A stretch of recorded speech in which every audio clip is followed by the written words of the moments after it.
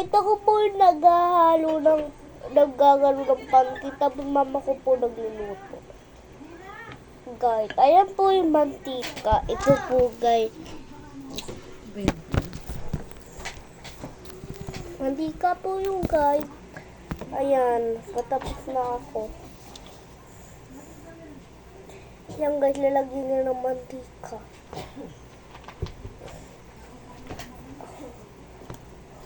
Ay, namaragin pala.